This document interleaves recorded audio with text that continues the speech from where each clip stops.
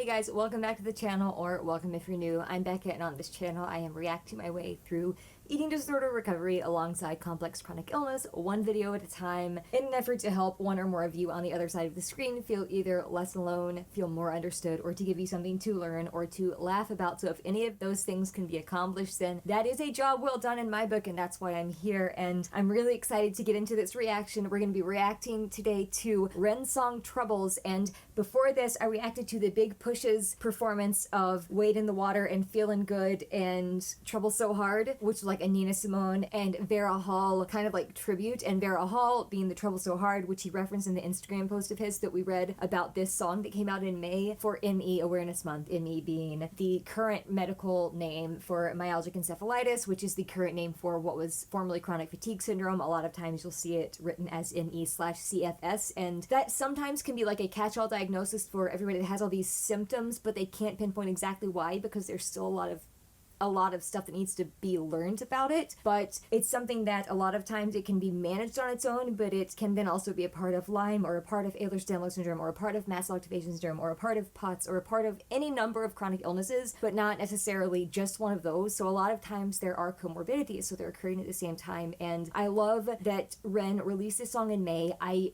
so badly wanted to listen to it while I was in treatment because I was there for like 3 months, didn't get home until June 21st, but I didn't. I held off for almost 2 months now. It is July 5th, and this came out on May 9th, I believe, so like, I held off. I'm excited to do this one though. I'm glad I did the Big Push street performance. For context, before this, it was nice to just kind of start off with that when I didn't have to like necessarily dissect every word and I could just enjoy the performance. But I'm excited to dig into this one, and I'm also nervous to dig into this one because, yeah, this is, I don't know, I'm just nervous based on the subject matter. I know that it's going to hit really close to home. I know that for a fact. I know that I'm going to relate to it a lot, but without further ado, let's go ahead and get into it. We're going to take our breath and start the reaction to Ren Troubles. It's good to be back, guys. Alright, as regulated as I can be, let's give this a shot. Ren Troubles. First reaction.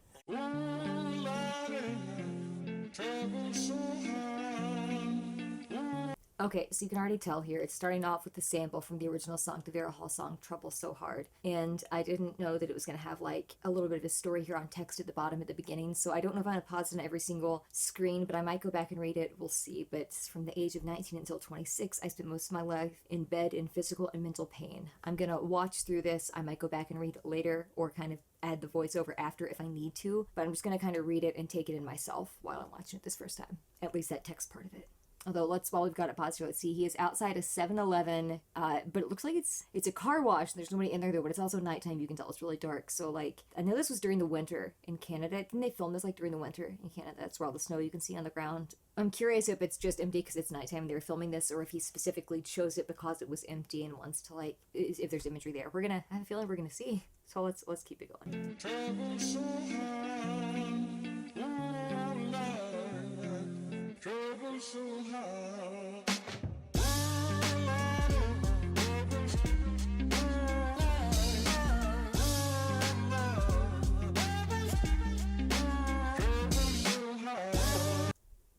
Everything that he's typed here so far I can relate to, and I see he's like breathing the air out, and it's like cold obviously outside, but that can also just like, it gave me chills watching that because you can feel so cold and like you're on a deserted frozen island when you aren't getting answers, when your troubles of chronic illness like this, when they're just literally weighing you down and you can't seem to get out of that fog or that just heavy weight of coldness, of life being frozen, of you feeling like pain down to your bones because this hurts so hard, and it is such a metaphorically and sometimes physically cold place to be because you might deal with temperature dysregulation as part of all of this. But like, oh god, I can everything he's typed here I understand, and I could say it myself.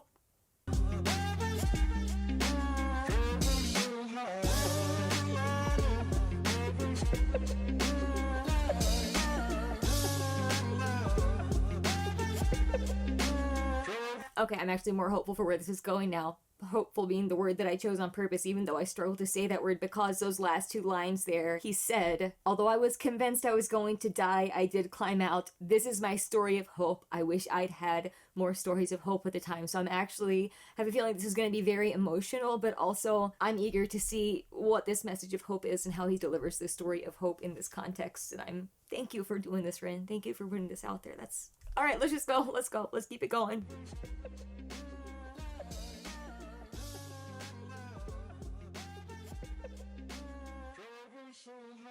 I don't reach into the past very much for these shards of shattered glass and harsh paper cuts. Leave me stop when I reach in, memories are seeped in. Hydrochloric acid, I go to war and get passive and freeze up. Music helped. I'm back. You know how I know that? Because I'm pausing it. Because holy freaking moly, dude. So first of all, his flow there, it's very like chill, very just in the groove, very in the pocket, of course, because that's all he does. He nails it every time. But like I'm loving the laid back vibe to it, but the delivery there and the internal rhymes and the multisyllabic rhyme schemes, of course, the different meanings and the layers of everything that he's packing into these bars, of course it's making my brain explode in the best possible way. So let's go over those lyrics, then we'll take it back and play some more. And as you know, we will keep doing that until we're done with this song, but I'm back and we dissect, that's what we do. So you can count on Beck to do the dissection. I need to stop this right now because I'm a wreck, and I hope that I don't mess up everything I'm trying to do when I'm reacting now to this. There's my slant rhyme that sucked. Anyway, let's get to his actual rhymes that matter. So he says, I don't reach into the past very much for the shards of shattered glass and harsh paper cuts. Holy moly! Just the consonants, consonance. So not like the plural with ts consonants, but the like consonants and assonants, and the consonants being the repeated consonant sounds, the assonance being a repeated vowel sound. So we've got the sh, the sh sound there. The I don't reach, so the reach is ch, but it technically is like a slant with the sh. So he's setting me up. I don't reach into the past very much. So the ch. Then you have for these shards of shattered glass and harsh paper cuts. So you've got the rhyme scheme there, not just that consonants there, but you've also got the rhyme scheme. I don't reach into the past very much for these shards of shattered glass and harsh paper cuts. I don't reach into the past very much for these shards of shattered glass and harsh paper cuts. And I like on that second line alone, you've got shards of shattered glass. So the shards of shattered glass, there's the consonants there, then there's shards of shattered glass and harsh. So I like that there's that R sound repeated in there as well, but the SH, instead of it being like at the beginning of that, it's at the end. So shards of shattered glass and harsh paper cuts. Do you hear how melodic that is? When I was like repeating that out loud, saying those words, and it's not even like in the rhythm that he's delivering it here, do you hear how melodic that is? And it leads itself to just like, it's almost leading itself throughout the sentence. The sound of the sentence is leading the meaning in the words of the sentence. I don't know if that makes any sense to me. My brain is coming up with this imagery literally with the sound like leading the words itself like in a row, but like that's it. That's the second line of this song, and I can't get past it. For these shards of shattered glass and harsh paper cuts, like that's poetic, dude. Did you hear that? Did you hear that? Did you hear that poetry? And that's just the second line. Goodness. Then he continues some of the rhyme scheme, going back down to the next line. Leave me stuck when I reach and memories are steeped in hydrochloric acid. I go to war and get passive and freeze up. So the imagery he's going with here is talking about like these past memories as shards of glass or things that have like caused him pain. So he doesn't reach into the past very much because it causes pain to even think about the past because of all of the hell that he went through with his chronic illness, with his health problems, both years trying to figure it out and then years enduring the treatments that a lot of times, like he said in his Instagram post, and like I've explained before, and you've probably heard him explain, make you feel worse before you actually feel better. And I'm so glad to know that he's back in the UK now. Like just yesterday, I think I saw a post he was there, which means his treatment in Canada, I don't remember if he's completely finished, but like I know he stayed there longer than he initially thought, and he feels like he's getting back to life more than he ever has before since the illness stuff started. So that made me so happy to see, but like it makes sense why you wouldn't want to always reach into the past all the time, because if you're getting any relief in the present day, you dealt with all that pain once. You don't want to have to always be continuing to think about those worst of the worst days if you do get to a place where you've got even better moments or better days or better insert period of time here. So it makes sense. Like, I don't reach in the past very much for all of those shards of shattered glass and harsh paper cuts. So like paper cuts that he would get from trying to reach into the past. So he's talking about mentally reaching, just like thinking back to the past, but that imagery of paper cuts, shards of shattered glass is reached in. So there's like that intended imagery of reaching, and then you're like grabbing and getting cut there because of these past memories and the past pain. We've got for the shards of shattered glass and harsh paper cuts leave me stuck. So paper cuts leave me stuck when I reach in, memories are seeped in. So there's the rhyme again. Stuck when I reach in, memories are seeped in. Hydrochloric acid, I go to war and get passive and freeze up. So the memories are seeped in hydrochloric acid. They are absolutely saturated with, I believe, hydrochloric acid. That is actually like a digestive gastric juice that's in the human body that helps you digest food. And I don't know if what he's going there. Memories are seeped in hydrochloric acid because it's so like corrosive and breaks stuff down, or if it's a metaphor for the nausea and vomiting that can oftentimes accompany these illnesses. I think it's just kind of that imagery he's going for. It's saying like the memories are absolutely soaked and saturated with this very corrosive substance, and then it's like he freezes up. So if you don't have the correct amount of hydrochloric acid, if you have low acid, you struggle to digest your food properly. So I think when he's freezing up, that could be a reference to like gastroparesis, which is stomach paralysis, whether partial or fully, and is the reason that I had to have feeding tube surgically for like 7 years. Just got that removed in treatment, and I don't want to focus on that too much because my brain and the mental illness side of it still is running a mile a minute with that in not very fun ways. But I wanted to bring it up for context because that literally, until my body was able to have adequate regular nutrition in the amount and frequency and regularity that it needed to function, that was absolutely horrible. Now, it still exists. I still struggle with it, but I was able to have that feeding tube removed on May 14th, and I didn't think that was ever going to happen. I lived 7 years with that thing and thought I was going to have it forever, so that's a big freaking deal. And I'm glad I did it when I was in treatment in a place that could help me through that transition mentally and physically. But that's one thing that came to mind there, because he's saying that hydrochloric acid, like I said, it's in your stomach. That's where it kind of hangs out. If you've ever taken the supplement or heard of it, betaine HCl, that's a lot of times people take that to treat like low stomach acid symptoms. So it could cause your digestion to slow down, to freeze up, to kind of be paralyzed there. So it could be one direction he's taking that line, but says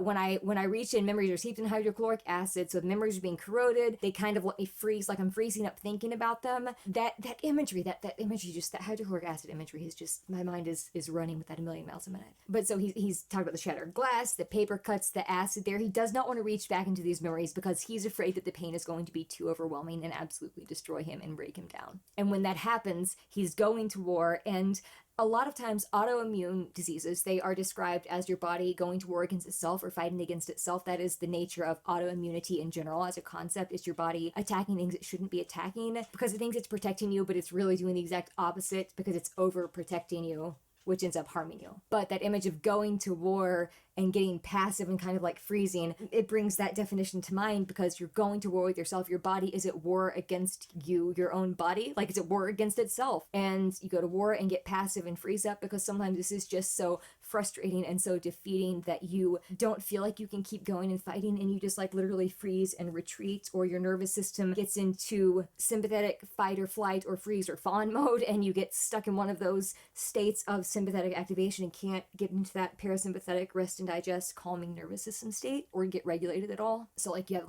that nervous system shutdown could be another freeze up there. So those are just the first 4 lines. My goodness, dude, this is gonna take forever to get through because I know that he's packed this whole song. Wait, I wasn't paying attention to the video here at all. Let me take it back a little bit and see what's going on here real quick. So he's walking through the streets. He starts out like squatted down when he's doing the text on the screen.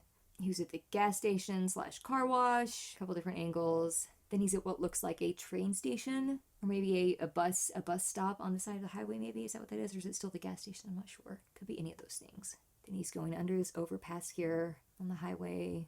I like how he's in all of these like populated areas or places where people travel and go past and all of this, and he's just kind of there himself, alone. Sort of like the cold when you could see this air, like when he was breathing out, you could see the air turning to clouds because it's so cold when he was filming this. That imagery just seems very similar to me. He's outside a Boston pizza restaurant and sports bar, and okay, that's where we're picking it back up. It's like right around then.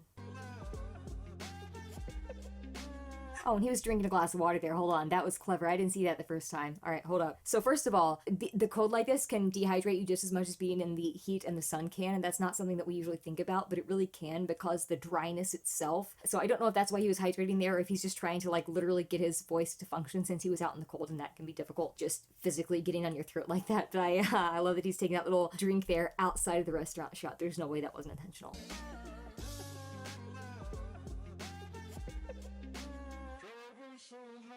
I don't reach into the past very much for these shards of shattered glass and harsh paper cuts. Leave me stop when I reach in, memories are seeped in. Hydrochloric acid, I go to war and get passive and freeze up. Music help the ice to thaw. Put the chisel in the middle, swing the hammer of Thor. Pull it out of the impossible, Excalibur sword. Etching notepads full of reasons why my feelings are sore. The first day that I got... Oh my gosh, so the angles here, this is a very, I want to say, quote, simple music video in that there's not like a whole lot of like theatrical stuff he had to add, because as always he is utilizing this outdoor area in Canada there. He is utilizing that so well for the storytelling with the different angles of the camera, with the way that he's using what looks like different lenses for those angles, with the different directions they're being shot, the way they're framing certain things. Even the way he was drinking that glass in front of that pizza place, like the way it lined up with the lights and the sign of the pizza place, like made the glass almost invisible, even though it was clear. You could couldn't really see it super clearly until like right before he set it down, which is why I didn't see it the very first time I played that scene. But oh my goodness, these lyrics, of course the lyrics freaking hit so close to home. So we went over the first lines. We talked a little bit about the cinematography here. I do like the effect of him just kind of being there, delivering this. He's kind of on his own in his own little isolated world of dealing with this, but also kind of breaking free. This is a story of hope, he said. But I like that juxtaposition against like the world, because you can see the world moving around, but like in all these shots, he's by himself. So I think that there's definitely some imagery intended there. But those lines, let's go over those lines. Can we go over those lines real quick? You know we're going to. So why am I asking? So we ended with the I go to war and get passive and freeze up, and then I love the lines that he says next. He says, but music helped the ice to thaw. Put a chisel in the middle, swing the hammer of Thor, pull it out of the impossible Excalibur sword. My goodness. Okay, so let's unpack some of those references real quick. All right, let's dig into that right quick. Talked about the going to war, getting passive and freezing up. Then there's that imagery of just being frozen, whether you're physically stuck in place, whether it's temperature frozen type thing. Then he says, but music helped the ice to thaw. So when he reaches back into these past memories, he freezes up when he thinks about them, or maybe he froze it back then, or he doesn't know how to deal with the emotions that they all bring. But then the music, being able to channel that pain and his experience as a whole through his music, helped the ice, the metaphorical ice of dealing with those memories or walking through those experiences the first time he walked through them and experiencing them. The music helped him get through those and helped the ice to thaw, helped him be able to feel, helped him be able to start going through these things and moving forward and trying to do the next right thing health-wise in any given moment to try to get back to his life. And I love the power of music, man. Obviously, modern medicine is wonderful. More traditional holistic medicine can be wonderful. It all can be wonderful and has its place, but music is a medicine that cannot be quantified, and the dose cannot be specified, because it has massive healing potential and can enhance, you could not convince me otherwise, it has major potential to enhance other types of physical and mental healing. But yeah, I love that imagery of music helped that ice to thaw. So he got past when he froze up, but music helped him not be passive. Music helped him take those steps and get active and start initiating stuff and seeking out treatment and finding answers and just kind of trying to live life. And the music was the vehicle by which he was able to kind of break through and chisel that ice. As he said, put a chisel in the middle and you're swinging the hammer of Thor. And I like that he's using the hammer of Thor there imagery for like a chisel, because you've got the ice is so strong, that ice that was freezing up, it's so strong that the chisel right in the middle of it, you have to have something as heavy as, is it pronounced like Mjolnir? I don't remember exactly how to pronounce it. Mjolnir, Thor's hammer, that's what the name of it is. And if you remember the scene from the Avengers when they're around, they use this in advertising, but all of the different Avengers, they're sitting there and the hammer's like sitting on the table in the middle of the area where they're all just kind of hanging out, and they're taking turns like trying to pick it up, and nobody can pick it up really. And it like, I don't know, I love that imagery. He's like, put a chisel in the middle, so you have to have the strength to get that chisel to actually start chiseling, to be able to hit it with the hammer, for that hammer to be strong enough for that chisel to have an effect on the ice. The ice is so strong that you have to have the hammer of Thor, this thing that like literally only a god can pick up. And also I love that he continued that imagery by referencing Excalibur, which is King Arthur's sword, and it is the thing that could only be pulled out of the stone by King Arthur himself, nobody else. That mythology there, Excalibur was the sword sword in the stone was stuck in the sword. Nobody else could pull that out. King Arthur could, but no one else was strong enough. It was like literally stuck in there. So he's got the Thor and Mjolnir hammer side of things, but he's also calling back that King Arthur imagery with the sword Excalibur, and oh my goodness gracious, I love it. And Excalibur is also said to have like some magical properties, so I like that he's kind of equating that to his Excalibur. So I'm wondering if he's talking about like his pen or his writing of the lyrics, if he's like talking about that metaphorical pen as his sword. The pen is a sword, the pen is mightier than the sword. Maybe he's going with a little bit of that here, because then he's going on to some imagery I think that's coming up that is going to lead us that direction. So let's take it back a little bit. Oh my goodness, I'm loving it. I'm loving it. Put a chisel in the middle, swing the hammer of Thor, pull it out of the impossible Excalibur sword. Okay, let's talk about the rhyme scheme for a second too. But music helped the ice to thaw. Then we have put a chisel in the middle, swing the hammer of Thor, pull it out of the impossible Excalibur sword. I can't even, okay. So put a chisel in the middle, it out of the impossible. Oh my goodness. Swing the hammer of Thor, Excalibur sword. That just, his multi-syllabic rhyme schemes, I love him, dude. I love him. All right, let's go back. The Thor, put the chisel in the middle, swing the hammer of Thor, pull it out of the impossible Excalibur sword, etching notepads full of reasons why my feelings are sore. The first day that I got sick, ejected from the cockpit of living, 19, young teen, waking up bitten, posters up, manhunt, ran, went missing, hard to have faith when the gods don't listen. Holy crap. So this is a song of hope. It's a song of hope, but he's talking about the pain first. Let's go over those words. God, those hit close to home. Music helped the ice to thaw. So that chisel, that pencil, that hammer, that sword, he's talking about his pen, getting the words out there, because that music and writing the music and the lyrics and all that helped the ice to thaw, and he was able to dig into this stuff. And the way he did that, as he says here, etching notepads full of reasons why my feelings are sore. The first day that I got sick, ejected from the cockpit. So there's that rhyme that almost ends there, but then there's a quick pause there when he's delivering it, and then he continues that to say of living. So on the lyrics that are typed here, of living is at the end of the line, but when he was delivering it, it's almost as if it's like on the next line. So it's all one line, but there's that little pause. There's like ejected from the cockpit, and it was just a split second long enough for me to think, okay, what cockpit, what imagery is he going to go with here? And then he added that of living, and that struck a chord so deep inside of me. Such a resonant and relevant statement and analogy. It's fitting that I'm having a major mast cell reaction as I'm watching this, because he's in the cold there, so his nose is kind of red for me, not in the cold, but mine is super red because, oh my gosh, I'm reacting horribly to something and I don't know what. So we're gonna try to finish this, but my goodness, I'm having a hard time not just scratching my nose. Anyway, okay. Etching notepads full of reasons why my feelings are sore. So he's writing down all these reasons why his feelings cause him that pain that we've been talking about. And he goes on to say, the first day that I got sick, ejected from the cockpit. So the end of that sentence is actually ejected from the cockpit of living, but the way that the line is delivered is like, the first day that I got sick, ejected from the cockpit. It's like that rhyme scheme internally there is almost the end of the line, even though the line actually ends with the next two words that he says after that brief pause and goes, of living. And when complex chronic illness like this hits you, whether it's ME/CFS, whether it's Lyme, whether it's anything else, if it's not something that you already knew about or were born with and just kind of like comes seemingly out of nowhere before you know exactly what it is, it can hit you very suddenly. And the way I describe that process myself 11 and a half years ago, when all my stuff just kind of got to a point where it could not be managed anymore and it all just kind of crashed at the one time. We call it the crash, but I talk about it and refer to it as being sidelined from life, because that's what it feels like. It feels like I was immediately just benched and watching life from the sidelines while everyone else around me went on and lived, yet we were desperate to find medical answers, and I was losing more functionality and getting sicker, and we were not finding those answers, and it was a very scary time. So it definitely felt like I was ejected from the cockpit of living, just like,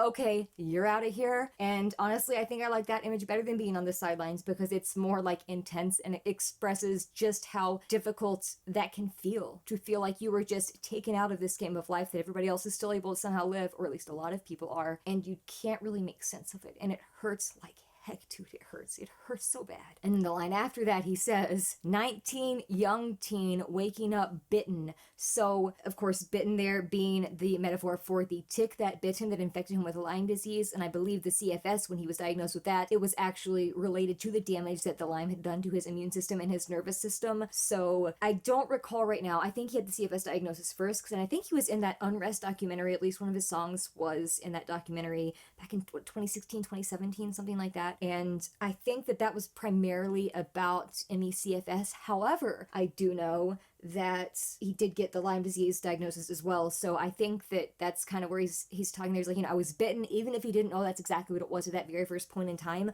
All of the symptoms were already starting, and he was having this ME presentation and this just autoimmunity and psychosis and inability to function and walk and stand and everything that he has explained here in the beginning text and is kind of like walking us through. He says he woke up bitten, posters up, manhunt, Ren went missing. So like he woke up bitten, all of a sudden all these posters, these missing posters were up, searching for him because he lost himself. This illness took over like that. All the posters were up because suddenly he was nowhere to be found. He couldn't find himself. No one else could see him because this completely steals your life and destroys your life and your ability to live or engage in life and your personality and a lot of who you are. It will steal every aspect of who you are if you can't ever figure it out, or if you don't have a name for what it is, or you are still in that process of trying to figure it out, whether it's management or diagnosis or anything like that. You really don't feel like yourself, and that is such a very difficult and painful place to be. And that image of posters up, manhunt, Ren went missing, like, oh my gosh, it hurts.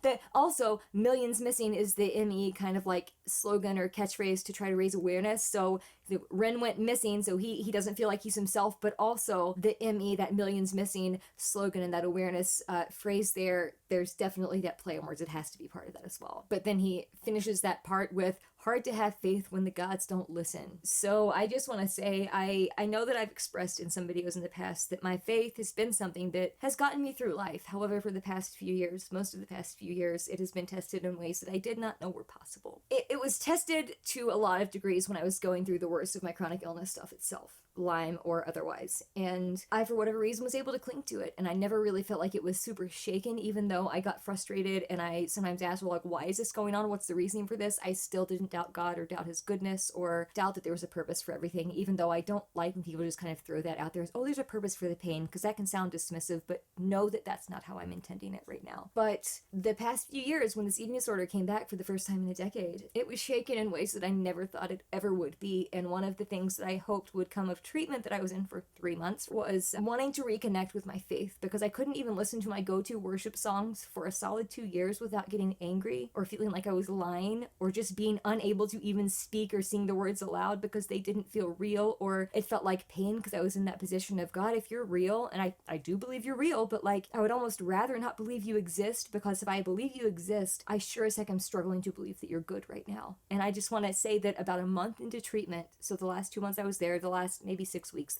the second half of the time I was there, I was able to connect to those songs. I was able to connect with my faith, and it was such a wonderful feeling. But in those moments of pain, mental, physical, whatever, you can honestly get in that headspace of, oh my gosh, God is not listening to my prayers. And he said the gods here because I know he tries to be very inclusive when he's talking about faith-based subjects. He uses a lot of religious imagery and mythical imagery and from all different traditions, but he did say gods as in like the lowercase g there, plural, to I guess cover a lot of different bases there, and sometimes to illustrate that desperation of, even if you think you have one particular faith that you stick to, when you're that desperate and trying everything to just feel better mentally, physically, spiritually, emotionally, however, it is also something that you can do, is like grasping for, okay, the next spiritual thing, the next religious thing, the next faith-based thing, the next anything like that, the next belief system, the next whatever here, the next structure of living life, to try to just get something that feels like it helps, even if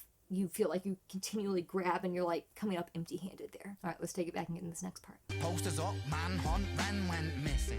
Hard to have faith when the gods don't listen. The first hit maybe was the hardest. Waking in the body that was buried like a carcass. Brain in the lion's den, body in the shark pit. Waking up in pain again, aching, broken hearted. Persistent little blogger, I was bouncing from a doctor to a doctor to a doctor, like a table tennis game that has no end. So be the fate of Ren. Every single question answered with a question on the end.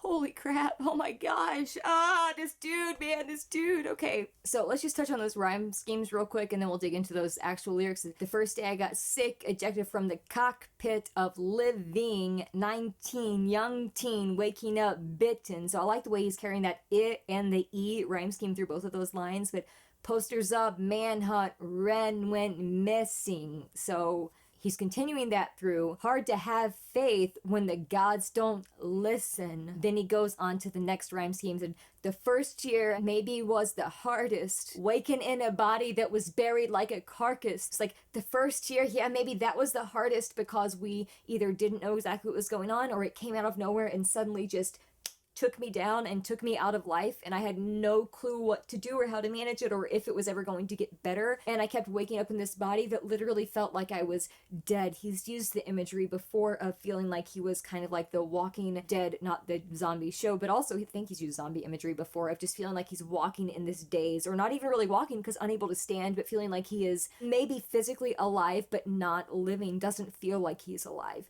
inwardly or in his ability to just like function in the world and to live, actually just barely existing, if that, barely hanging on, if even that. And that is what I think he's getting at there with referring to his body as a carcass. And this body is not just dead, but it's actually been dead for so long now that it's buried. So like it is he's talking about Rin went missing, well now he's buried. So there's that imagery of going missing and then either being killed or dying and then being buried and all of that. He's like, he was under the ground. His body, he feels like the body, both physically who he was before the illnesses took hold, or mentally, or just his spirit, it all feels buried. And the walking in this body that feels broken and feels like it's not even yours, that's a really scary place to be. And that imagery is really powerful. And he continues that imagery with brain in the lion's den, body in a shark pit, waking up in pain again, aching broken hearted. So like the story of Daniel in the lion's den is in Daniel 6, and Daniel is basically raised to a high office there by his master Darius, who ends up going to be king. Then some of the people who were Daniel's rivals go to Darius, convince Darius to put out this decree that for 30 days all prayer cannot be given to anyone but Darius. Prayer, praise, whatever. Daniel refuses to stop praying to the Hebrew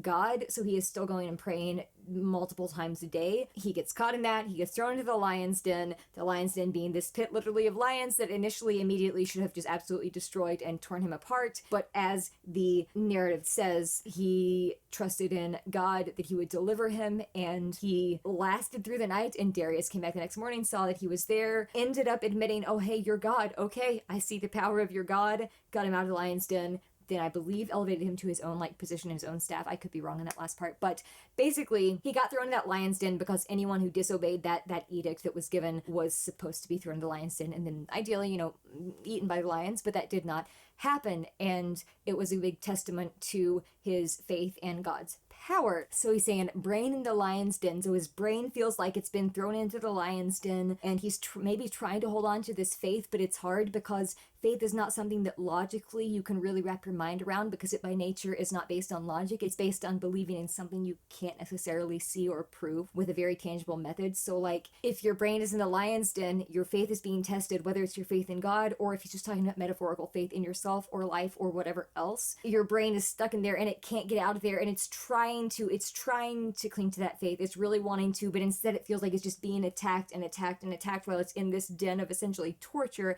And then body in a shark pit. So again, body's talking about the pain there, the fact that he feels like he's drowning, maybe metaphorically. I mean, sometimes you can get like air hunger, which can have like a similar type of feeling to not being able to get a breath because you're drowning and choking like that. So there are a lot of different things that could be at play here, but I think with that line, what he's saying is his brain was in that absolute torture chamber. His body was in a torture chamber of a different kind, because being in a shark pit, you're not only going to be prone to being attacked by these sharks, whether that's people in society, whether that's doctors that are misdiagnosing or incorrectly diagnosing or are in it for the total wrong reasons and denying your reality because they don't know exactly what is wrong, so therefore it can't be a problem. Oh, I didn't mean to get started on that one right now. Okay, I'm not going to go into that because he said this is a song of hope, so we're not going to dwell on that. But his body was in a shark pit. Could also be he kept getting like poked and prodded and having to give his blood for assorted testing of all kinds. Countless tests and vials of blood, I'm sure, that I know were taken. So he feels like he's just exposed. He's in the shark pit. His body is there. Again, I think metaphorically, but also could be dealing with the literal pain and the blood and the injury in that way. So Brand of the Lion's embodying a shark pit then finishes that verse with waking up in pain again,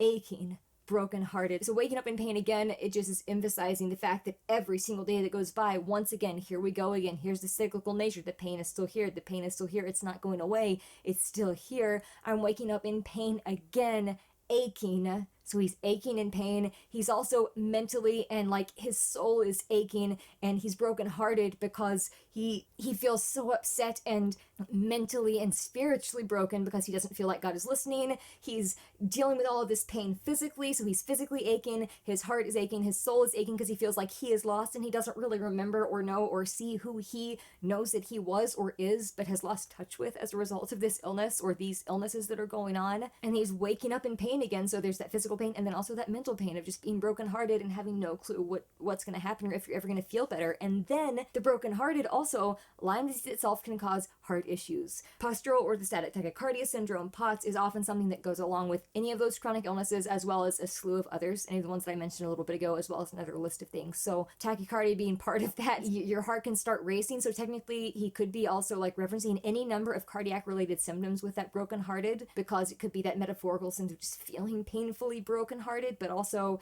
your heart could not be working properly, and that is scary, dude. That's terrifying, to be in a place where your heart's not working properly. Then he started his second verse, and that flow on that, as well as just the repetitive nature of persistent little bugger. I was bouncing from a doctor to a doctor to a doctor like a table tennis game that has no end. So just that from a doctor to a doctor to a doctor, when he was delivering that, I felt that exhaustion. I felt the exhaustion that I know he felt trying to find doctor, going from specialist to specialist to specialist, trying to find an answer and get treatment that actually helped. And that is just something that I can relate to, and so many others that deal with these illnesses can relate to on such a deep, visceral level that I know many of you watching this can relate to on a very deep, painful level. And oh my goodness, I wish that you didn't relate to it. But I'm glad that you're here if you do, because it means here's proof that you're not alone, and hopefully you can feel a little less alone as a result of it. But it's a hard place to be, and I like that he starts his verse with persistent little bugger. So bugger is a word that is used in the UK quite a lot, I know. I also like that it's a play on word. I'm assuming a play like on the tick there, because ticks are bugs. So persistent little bugger. And Lyme disease itself is persistent because if it's not treated immediately, it turns into chronic or long-term neurological damage and autoimmunity, and all kinds of things like that can cause a cascade of symptoms systemically all over your body, as a lot of us know. So I think he was talking about the Lyme, the tick itself, and then also the illnesses sticking around like a persistent little bugger, being resistant to treatments. But also I think he's talking about himself in that kind of like cheeky way of, hey, I'm a persistent little bugger because I was bouncing from doctor to doctor to doctor. Even though I wasn't getting an answer, I still kept going. I still kept persisting and trying to find an answer, even though I was being bounced back and forth like a table tennis game, a ping pong game, if you're in America, that has no end. So you're going back and forth with not just 11 points because you got to your 11th doctor, nope, 12, no, 13, 14. You're just going back and forth from doctor to doctor to doctor to doctor to doctor, and no clue when it's gonna end. I probably overdid it a little there, but you get what I'm saying. That is so exhausting, being passed around. This doctor just, oh, it can't be this, it has to be this. Go to this specialist that they suggest. Oh, it can't be that, it has to be what this guy said. Oh no, wait, told you couldn't be that. Go over here. Nope, go back over here. It's like one of those maps where you're trying to solve things and putting like strings that connect and cross, and just like, oh my goodness, it is a particular type of hell that I would not wish on anyone. And then right before we paused it, he had said, so be the fate of Ren, the going forth and bouncing from one to the other without really getting an answer and it not really feeling like there's an end. So be the fate of Ren. So we talked about Ren went missing. He feels like he's buried. Who he was is gone. So this was his fate, bouncing around. It's never going to end. He's going to keep going from doctor to doctor to doctor, continuing that cycle and that spiral. So be the fate of Ren. Every single question answered with a question on the end. So instead of getting answers, like you find something that you think is an answer, but when you find one answer, there are then a lot more questions that come from that answer. So yes, it is nice. It's hard to explain to people when you are dealing with chronic illnesses, especially if they're complex chronic illnesses that you're trying to solve and figure out what exactly is going on. When you get an answer, like a positive test result on something, or a doctor says, hey, here's one of the things you've got going on. It's not that you're happy that there's that thing going on, whatever it is, but you're happy to have an answer, because if you have the answer, you have the known, you can manage it, you can treat it, you can try to get to a point where you can coexist and live your life with it if it's something that can't be like completely beaten, or if it is something that can be treated and healed, to eventually heal from it. But when you are in that process, so often every question that does get answered, there's that quick moment of relief, like, okay, here's something tangible, but then you realize, oh my gosh, there are many more questions now from this one answer than I even knew existed before, so I'm glad to have this answer, and there are also all these other questions, so I got the answer to that question, but there are these other questions at the end of it, so every single question is answered with a question on the end, so the answer to these questions is more questions. Do you know how draining that is? Do you know how exhausting it is? How tedious it is to not ever really feel like you're getting answers and only encountering more questions and more uncertainty and more unknowns. It's so painful. It's so isolating. It's so lonely. It's so heartbreaking. As he said, brokenhearted, in pain and aching. It is so painful to live that way. Whew. I love the way that he, I don't know, I just love the imagery he's painting here because he's saying it in ways that, of course, I think are so poetically stated. Every single question answered, but the question on the end is a really complex line that is just, oh, it just hits like a dagger to the heart. I'm gonna rewind it a little bit so I can gather myself and then get back to this. I'm having trouble breathing right now. My own chest is feeling tight because my emotions are running high. Tennis game that has no end. So be the fate of Ren. Every single question answered with a question on the end. The second year I came to terms with giving up my dreams. Mine was severed from the means to help me write these rhyme schemes. Brain was inflamed, the fatigue was crushing. Hard to remain sane with your brain combusting. And the third year was murder, living in a purgatory full of worry. Wouldn't live to be 30. Lifestyle hurt me. Always in my bed tomb. Rearrange the alphabet and all the letters spelled doom. Oh my gosh. So, okay. Every single answer with a question on the end is where we left off. So he's going in. He's talking about the first year. Now he's talking about the second year. So the second year, I came to terms with giving up my dreams. So we know when he was diagnosed with Lyme, at least, he'd either just been let go from the Sony, I believe, was the label he was signed to. He was either let go then or let go right after. So either right before or right after his diagnosis. I don't remember exactly which one right now. But I do know that he lost that deal. And I'm glad that he's doing his independent thing because obviously he's crushing it and he's able to do things artistically that he wants to do and not be forced into whatever box they would eventually try to put him in, although I don't think he ever would have been contained. He lost those dreams, the dreams he'd been working so hard for. He could not play music. He couldn't write. He couldn't perform. He couldn't physically do it. And he lost those dreams. So that second year, the first year was the hardest, didn't even recognize himself. His body felt like it was dead, like a carcass and buried. And then the second year, he was coming to terms with giving up his dreams. So his dreams were stolen that first year. Then he was trying to come to terms with giving them up because they were gone and there's not really much you can do except radically accept in those moments, which is accepting pain in life and knowing that sometimes you can't do anything actively yourself to change it and it's just there and it can cause more pain to fight against it. But it's a lot easier said than done. So he's kind of tapping into that concept of the second year I came to terms with giving up my dreams. Mind was severed from the means that helped me write these rhyme schemes. So his mind, he feels like his mind and his ability to think and create these rhyme schemes in music and lyrics and communicate in that way was severed, was cut off. The damage that was done by the illness, his soul, his brain, his mind was severed. His mind could not connect to those words, could not put these rhymes together, could not piece lines together and tell stories lyrically or deliver them physically in that way. He couldn't do it. He couldn't physically write them. He couldn't physically deliver them. Oh my goodness gracious. That is also very, very relatable because when I was first diagnosed with Lyme, the doctor who diagnosed me, during that first appointment with him was about 4 hours long. And at the end of it, I had to have a lot of blood drawn. And I was having to sign the lab slip, to sign my signature on it, sign off on it so it could be done and submitted to insurance and whatever. And I sat there with a pen in my hand after I had fainted during the blood draw because I was so not in a healthy place due to all this stuff that was just physical. It wasn't the mental stuff at that point in time. It wasn't the eating disorder, but the physical illness stuff, again, had crashed and sidelined me from life. And I couldn't function. And at the end of that appointment, I didn't know what I was supposed to do with this thing in my hand that was a pen and this piece of paper in my other hand. I'm like, Roger, what do I do here? He said, well, you sign your name. And I said, what is my name? I had forgotten my own daggone name. Then he told me my name, and I forgot how to physically write. I could not move the pen. I didn't know how to make the letters. He spelled it out letter by letter. I didn't know how to get those letters from my brain to my hand onto the paper. I also lost my ability to write like I once could for probably the first, 22, 23 years of my life. I could write pretty well long form, and I did it very frequently. Then I lost the ability, and it wasn't until I started writing my own rap at that point in time, which I had experimented with a little bit, but not super seriously, but it was turning on a beat that allowed me a few years after to get back into writing at all, which I had to forsake for a while, but then I was able to write at least to a beat and process myself that way. So when he's talking about that even being taken away, that is again a really painful, horrible place to be, especially when you've dedicated your life to this craft and it's how you process and feel and live in this world, and all of a sudden it's taken away. And what do you do? What do you do at that point? You don't know who you are. You feel like you've been taken away. You feel like who you are has been ripped away by this illness. You're trying to come to terms with the fact that your dreams were ripped away and that your mind couldn't work like it once did because it was severed. It was completely cut off from your ability to write the rhyme schemes that you would piece together as you go forward to fulfill those dreams. And goes on to say, brain was inflamed, the fatigue was crushing, hard to remain sane with your brain combusting. So brain was inflamed. We know there's a lot of neuroinflammation, neuroinflammatory illnesses, whether it was neurological damage from Lyme disease or ME/CFS or any other chronic condition that they don't necessarily know the exact mechanisms of, but which definitely has a neurological component. And the autoimmunity feels like there's the documentary Brain on Fire, which came out before Unrest, but I believe it was also about a girl who had ME/CFS.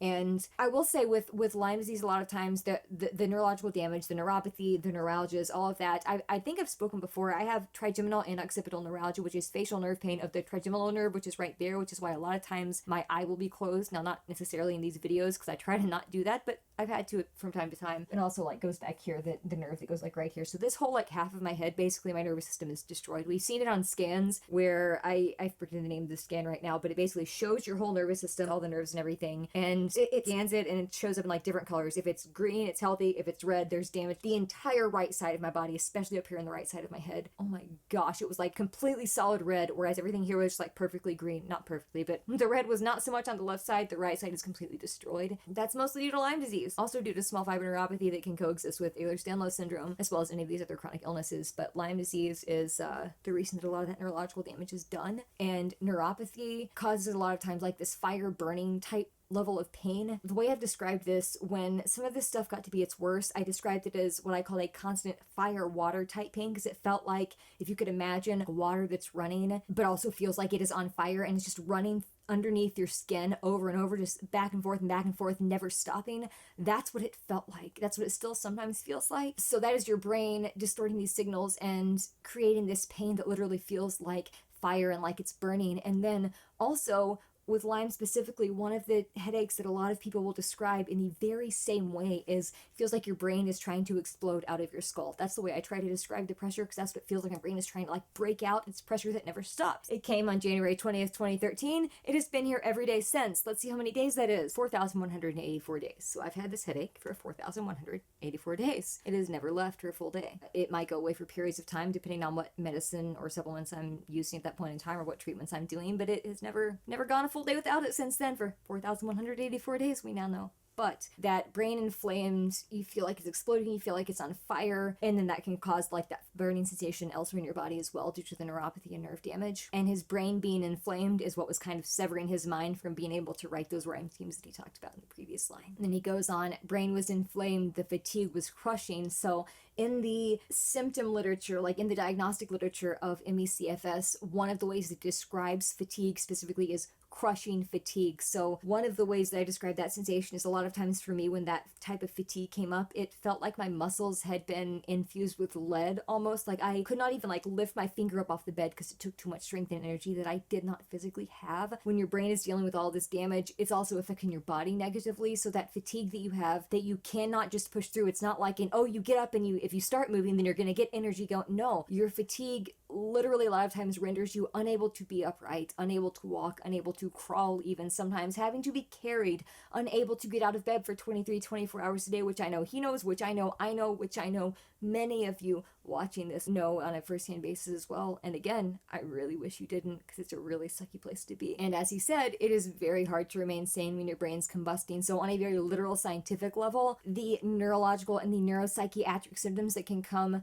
as a result of your brain damage from whether it's Lyme or any of these other autoimmune reasons that have triggered this cascade of like inflammation and nerve damage and neuroinflammatory symptoms. The neuropsychiatric aspect is terrifying in and of itself, because he has referenced like psychosis a lot. A lot of times you can be diagnosed with a slew of mental health diagnoses that really are not accurate, but they're presenting that way because of the neurological damage. And if you had gotten the right physical answer beforehand, you wouldn't have gotten these misdiagnoses and then been extremely over-medicated for all of those misdiagnoses, which then just did further damage to your system, your nervous system, your immune system, your neurological system. That would be your nervous system. There's my redundancy for the day. Very hard to remain sane on that literal level, but also there's the phrase "does my head in" is coming to mind right now when you feel like it is just an explosive place to be mentally or physically. It's really hard to keep your wits about you. It's really easy to fall into a place of feeling crazy or being told you're crazy because you're told that this is all in your head. You're like, yeah, it is in my head, but not in the way that you're trying to tell me it is, because there's actually damage up here, but you're telling me I'm imagining all of it and it's psychosomatic, and that is rarely, if ever, actually the case. I'm not going to get on that right now. Just know that there's a heck of a lot going on there. And it's very hard to feel like you remain sane because either doctors are gaslighting you saying, oh, you can't be dealing with X, Y, and Z, when in fact you are dealing with X, Y, and Z, and you just told them that, and they're telling you that that's not happening. Literally happened to me when I told a doctor in town the symptoms I was dealing with, which just so happened to be all of the symptoms that people deal with when they have Lyme disease.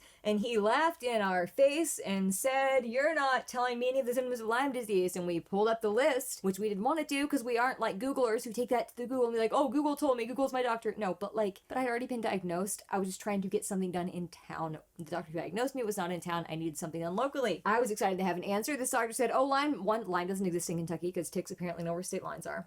Okay, bro. And then also told me that we hadn't shared any symptoms of Lyme disease. And we read it to him, said, which one of these did we not say? And he laughed us out of his office, and then he got up and walked out and left us sitting there. Anyway, all that to say, you can be told that you're insane or making things up or imagining things, or you can literally feel like, oh my gosh, I'm trying all this, nothing is making sense, this is driving me insane right now. I don't know if I'm going to be able to maintain and hold on to whatever sanity I feel like I might have left. There are a lot of ways that can happen.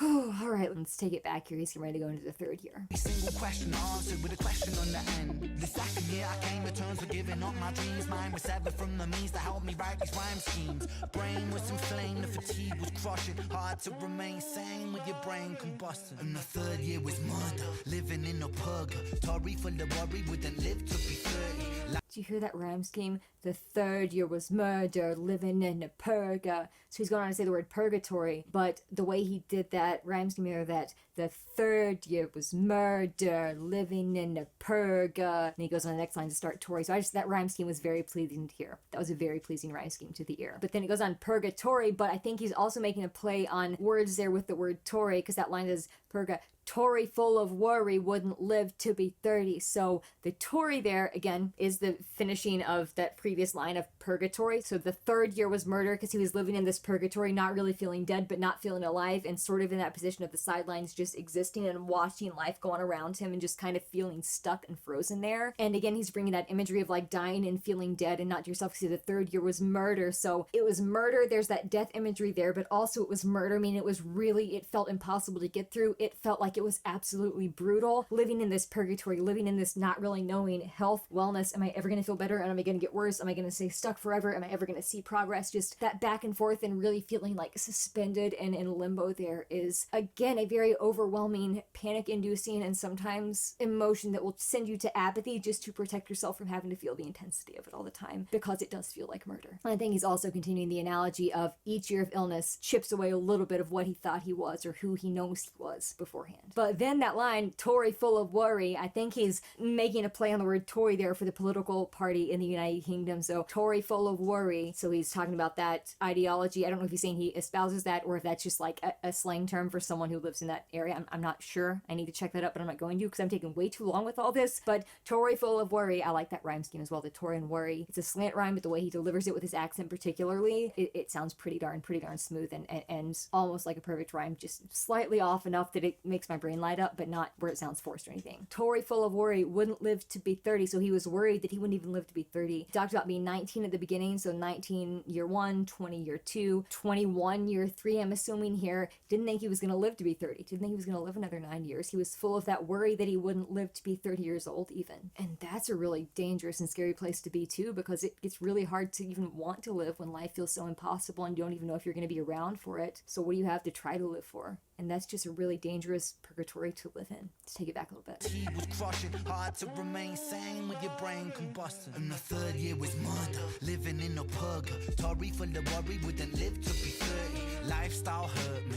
always in my bed to rearrange the alphabet and all the letters spelled doom. Tory full of worry, wouldn't live to be 30. Lifestyle hurt me. So I think he's talking about the lifestyle hurt me, both being stuck and being isolated. Also, maybe the old lifestyle of smoking, whether it was weed, whether it was tobacco, whether it was any type of things like that, or just the lifestyle of the fast pace of living, maybe that hurt him, or just trying to live in general hurt him because it physically hurt to try to live and to exist, but the lifestyle hurt him. Being isolated, being stuck in bed, hurt his ability to exist in the world and hurt his spirit. Or he was being hurt because his lifestyle that he was living beforehand then kind of set him up to feel this loss of that life even more deeply and more painfully because he couldn't physically move and was dealing with all this physical illness. So his lifestyle hurt him in a lot of ways, could both make the illness worse, could also just make the pain of losing that life worse because it's a lifestyle that he was loving and all of a sudden ripped away from him and he feels like he's gone and like he is metaphorically dead to the world or has lost himself and is missing along with millions of others. And he said, always in my bed tomb. So that kind of goes along with the isolating thing of lifestyle hurt me. So feeling isolated, not feeling connection and human connection with other people, not being able to have that connection or communication with others and feeling just like you're on your own can really cause your physical things to get worse because again, you're in that state of like hopelessness and sometimes apathy, sometimes anger, whatever is going on, grief of some kind, and you're just in constant pain mentally, physically, emotionally, spiritually, and your bed feels like it's your tomb. So he's always in my bed tomb. I love that imagery. Bed tomb. I'm always in my bed too. He's talked about that before. I don't feel safe in this bed. There are voices in my head from How to Be Me. And then I'm still here in this bed that I crawled and I hope that I'm someone else in the morning. So those two songs, How to Be Me and Chalk Outlines, as well as others, he's used that imagery of the bed feeling like a tomb or being his grave or feeling dead in bed like that. And so we said always in my bedroom, so always isolated in bed, unable to get up out of bed. And that lifestyle too, the isolation hurts him, as well as trying to get out and live actual life that can then make your symptoms exacerbate. You're just in this constant cycle of trying to push yourself, and that's going to screw you over and you're going to be in more pain. Then you're going to get yourself psyched up and go push yourself again. Then you're going to have to recover from that for even more time and be in even more pain, and then just repeat the cycle. Wash, rinse, repeat. Always in my bed tomb. Rearrange the alphabet and all the letters spell doom. So whether he's talking about metaphorically rearranging the alphabet, trying to tap into that mind that feels severed from being able to do the rhyme schemes, whether he is trying to channel that imagery here with the rearrange the alphabet of like writing the lyrics, but I couldn't really do it because everything that I was writing out was all doom and gloom, was all pain, was all suffering, was all negativity, was all consuming, just bad. Or if he's just saying no matter what I tried to do, no matter what diagnosis that I got, no matter what acronym it used, no matter what was going on here, there, wherever, everything that I was encountering just felt like further questions, more doom, more hopelessness, one after another, after another, after another. And it's really hard when you've got 26 letters to work with, but all that you can seem to make out of that or see in that at all is D-O-O-M. All you can see in this metaphorical alphabet of life is doom and pain and suffering, and that's a really dark place to be. This guy has been through it. I have been through it. So many of you have been through it. I have said that multiple times in this reaction now, and I'm going to keep saying it because I want you to know you're not alone. No matter what pain you're going through, you are not alone, and you deserve to feel better, and you deserve to be in this life, and this world needs you. And I usually say it at the very end, but I just felt like I needed to say it right now. Let's take it back a little bit now.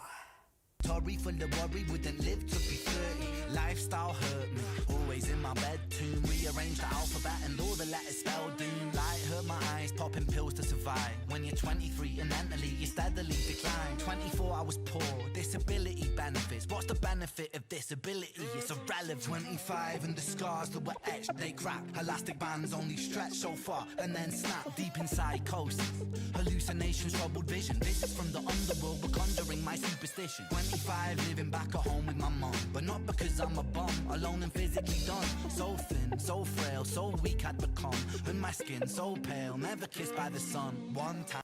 Oh my gosh, I can't even, oh my gosh. I'm struggling with how much this is hitting close to home. So those lyrics, oh my gosh. This is a great class in storytelling here. He's telling his own story, so it's not like, he's just communicating his own story very well and very vividly in a really effective way. But I relate to so much of this dude says, man. Light hurt my eyes, popping pills to survive. That's been the story of my life for the past 11 and a half years. And actually, unironically, I was getting ready to do this anyway, and I was going to try to push through it, but I can't. He said that line, and I've got a really bad headache. My headache is getting worse right now, so I'm gonna put on these glasses here, which should help with a little bit of the light sensitivity for the migraine issues. So sorry for the glare. Doesn't help a whole lot, but we're gonna get through this song. So light constantly hurts my eyes. That photosensitivity, there were days on end where I have blackout curtains in this room to this day, but like there were multiple days and weeks and months on end where I couldn't even have like a lamp on in here because it hurt so much. I had to wear dark sunglasses all the time, which I still do a lot of the time. Like when I was skating on Monday last week before I filmed this, and then when I was at the hospital in treatment, I had to wear my actual sunglasses most of the time. That is somewhat better in some ways now, but it still is definitely a thing. But that photosensitivity, that light sensitivity is really hard, and it causes a lot of pain. And even right now, it's hard to like squint through this. And I was doing a good job trying to like push it to the back, but then he brought it up and I'm like, well, crap, I can't pretend it doesn't exist now. But anyway, popping pills to survive, it's just such a game. You're just constantly trying to manage symptoms, and in order to survive, you're trying to do that.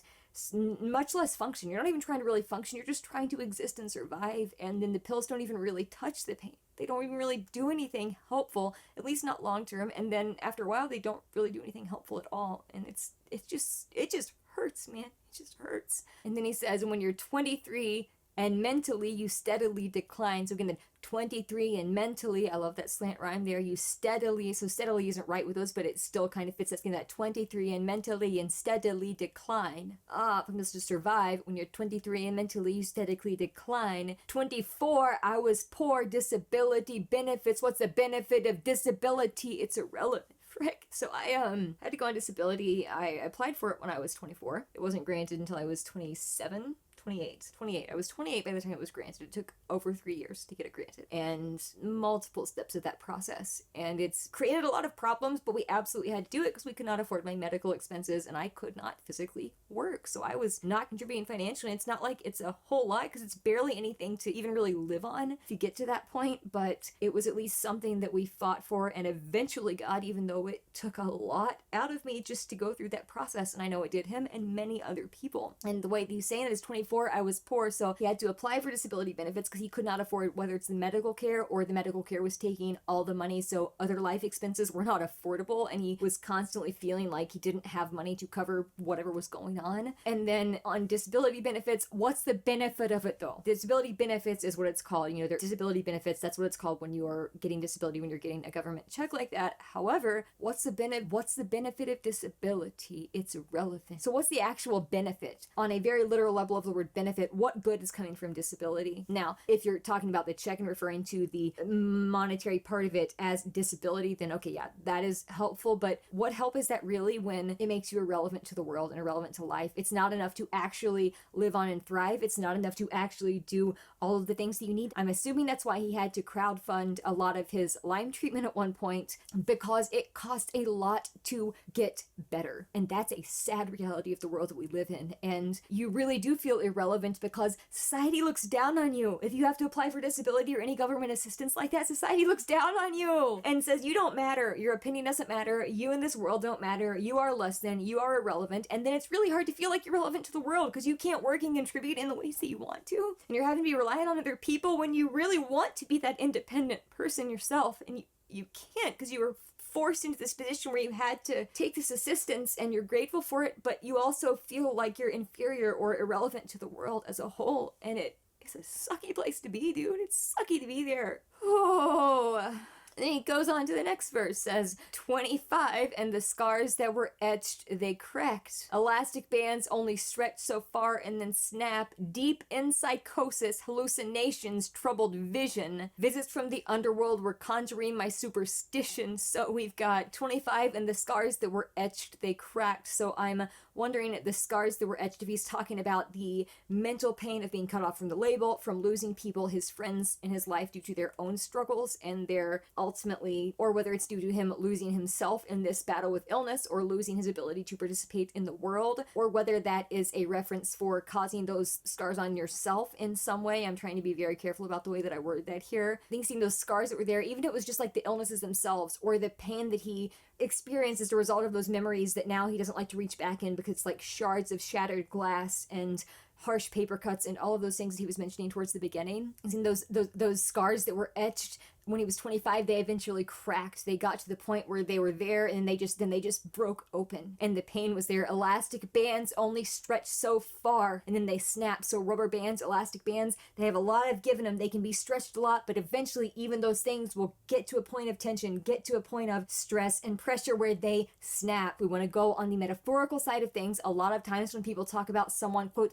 losing their mind or, quote, going off the deep end, and I'm saying quotes there very heavily because those phrases are often weaponized to demean someone or to talk down about or to someone when they're dealing with a mental health struggle. But another phrase that is often used is, I feel like I'm going to snap. I feel like I'm at my wit's end. I'm about to just snap and lose it and completely whatever it is left in my brain, I'm about to lose it because I'm about to snap and break. All of this is testing me and that tension is just too much. I feel like I'm cracking open. I feel like I'm breaking open. I feel like I am breaking apart because even the things that have that resilience, and he talked about being a persistent little bugger. We talked about the imagery there maybe being for the Lyme itself, but also for himself, for continuously going and trying to find answers and treatments. So those scars, metaphorical and literal, are also persistent little buggers there, and then they were etched deeply, and then they cracked open, that painful exposing there. He felt like he was an elastic band that had this resilience and had bounced back and had gone back and back and forth and back and forth and back and forth, and then eventually it just goes and it just snaps, it just breaks, because even things that have that flexibility and that malleability can get to their breaking point and can reach it and can just snap like that, because there is always a limit to something like that, no matter what it is. Even if you don't know exactly what it is, there is a limit, and everyone has a limit, and it's finding your limit and then finding ways to navigate those moments when you feel like you are so far past your limit that you don't even know how to exist. It's when you turn to some like distress tolerance skills or management in that way, or a lot of other different regulatory type things. But like, it's a really hard, chaotic way to live and a state to be in. And it does often come with, as he continues to say, deep in psychosis, hallucinations, and troubled vision. So deep in psychosis, he's deep in this, he's been dealing with this illness for a long time. It has really affected his brain on a deep level, like a physically deep level, on a physiological level. It has affected it very deeply and has affected his ability to perceive the world, or has triggered a lot of these mental illness symptoms that might not be what they were once diagnosed as, and therefore cannot be managed with the medication that was thrown at him that did not help, as many of us are also well acquainted with as a way that chronic illness is often managed, heavy quotes again, in this country or elsewhere. You can be dealing with the assorted symptoms of psychosis, which can include hallucinations, and he said troubled vision. I think he could be talking about the physical damage to his physical sight, like not being able to see. He talked about the light sensitivity, the pain there. Could also be just like cloudy, foggy physical vision. Also, troubled vision because you're trying to see the future, but you can't see the future. The fog, the smog even, is so suffocating and so thick that you cannot see the future. Your vision is troubled. I'm also wondering if he is tapping into like some vision, like the superhero there, Vision. I'm not gonna dig too far into that, but it could be possible since he's already thrown Thor reference in there. But dealing with those hallucinations, obviously hallucinations, when your mind is, another term for dealing with mental illness is your mind is troubled. Trouble's the name of the song. Hey now, troubled vision. So your mind is troubled, and therefore it's affecting your brain, is making you see like these things. So you're seeing these things that are not there, the hallucinations, or you're hearing them. So it could also be auditory hallucinations, but like he says the troubled vision line, something he's talking about like visual hallucinations there. So also could be that his troubled vision, the dreams that he had to give up in, what was that, year 3? Year 2 or year 3 that he said? I think year 3 is when he said that, coming to terms with the dreams he had to give up, or with giving up his dreams. So it could be that it troubled his vision to even try to look and see what his vision once was for that, or he can't see the future anymore in the state that he is at this point, where he's speaking like this point of view of this verse, or the physical symptoms. There are so many different ways that that vision could be represented here, or that he could be intending for that line to have multiple meanings. But to sort of go with the hallucinations, he's saying visits from the underworld were conjuring my superstition. So he felt like these demons were visiting him. So whether he was, I think he's talked about this before, but I could be mistaken, of seeing like demonic type, when he had hallucinations that he was dealing with, like demon type things. I could be completely wrong, so don't take my word for that. I could be thinking of something completely unrelated. But I know that I've had some things like that when I dealt with my own hallucinations as a result of these illnesses, so it definitely can happen. And you can feel very troubled when that happens as well, because you feel like these demons and these devils that are just trying to constantly come and take you down and attack you and burn you to the ground. They do conjure up the superstition. So whether he is like using that as an analogy for like religion, because some people think that all religion or all spirituality like that is superstitious, or whether he's just like, there's all this stuff going on, I might as well tap into all of the classic superstition here because they're conjuring my superstition, and my superstition is here now because of all of these encounters with what feels like these demons in my life, metaphorical or like hallucinating and thinking you're seeing them literally even if they're not there.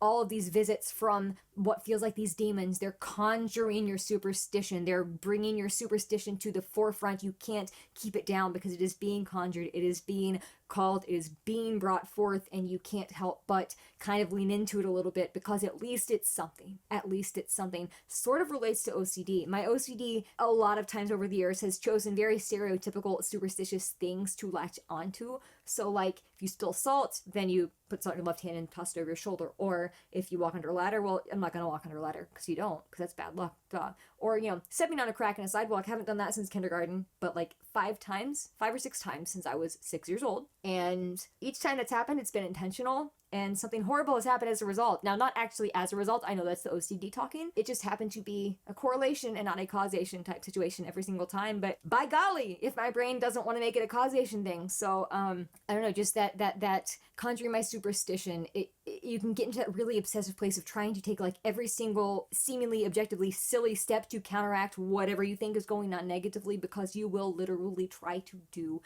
everything. So let's take it back a little bit. Deep inside coast, hallucinations, troubled vision. This is from the underworld. Oh, hold on. I just noticed when he was rewinding back there, I played his hallucinations, troubled vision, when he was like looking really quickly to the side, like hallucinations, as if he was seeing something over there, but you obviously didn't see them. Then it's like hallucinations, troubled vision. So I haven't talked a whole lot about the video as much as I'd like to, at least, but I just noticed that when I was replaying it. So let's take it back and start it again. But I love his theatric. It's so perfect, and his facial expressions, the way he's moving things around, like that cracking elastic bands only stretch so far until they snap. I, of course, love his physicality and the way he's acting out these lyrics with his body and his words and his facial expressions. Oh, and he was saying that part about disability. Notice he's got these like fingerless gloves on, and a lot of times you see people who do not have homes, who are living on the street or living wherever out like that, who a lot of times will have that on their hands to protect their hands. And I think that was a very specific choice here. I don't think there's any way that he's talking about disability and being poor and then being like, I'm irrelevant, because people walk past people who are homeless on the street like that and don't even acknowledge them as human beings, and they think they're irrelevant to society. So I think he's trying to tap into I think he's really trying to tap into that kind of emotion. Benefits. What's the benefit of this ability? It's irrelevant. 25 and the scars that were etched, they crack. Elastic bands only stretch so far and then snap deep inside coast.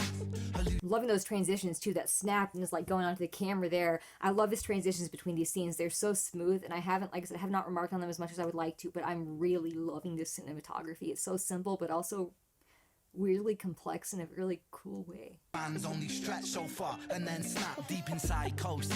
Hallucinations, troubled vision. This is from the underworld, we're conjuring my superstition. 25, living back at home with my mom, but not because I'm a bum, alone and physically done. So thin, so frail, so weak I'd become, and my skin so pale, never kissed by the sun. One time I carved a hole in my chest just to feel.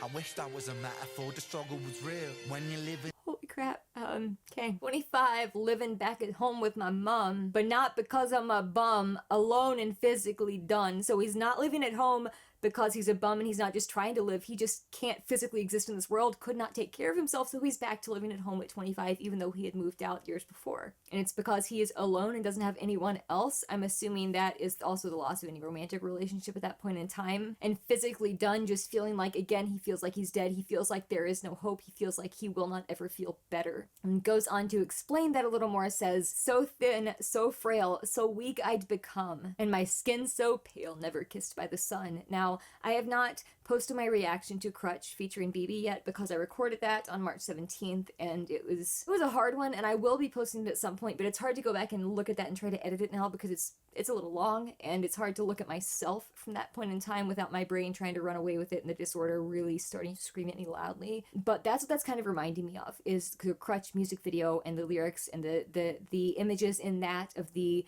feeling so just broken and weak and so thin and so frail, and your skin is so pale because you're stuck inside. You can't even like go outside and be in the sun at all, because being in the sun itself can trigger any number of symptoms, because the heat intolerance or just like sunlight can literally trigger that, whether it's the physical pain to your eyes or any number of inflammatory symptoms that can also be triggered by the sunlight. Or you just don't have the energy to even step outside, because that takes every ounce of strength that you could muster up, and you have to use that for things like going to the bathroom or sitting up to take your meds or doing whatever treatment that you're doing at that point in time. We also know the United Kingdom is known for having a lot of rainstorms and being cloudy, so it could also be in the moments when he was able to push himself outside, maybe the actual sun wasn't out, who knows, or maybe he just feels like it's a dark world, so there could be a lot of different meanings there as well. Of course there could be, but we expect anything else? Then the next line's really got me, because he's being completely open here. He says, "One time I carved a hole in my chest just to feel. I wish that was a metaphor. The struggle was real." So we were talking about those scars. I think part of this, he is talking about self-inflicted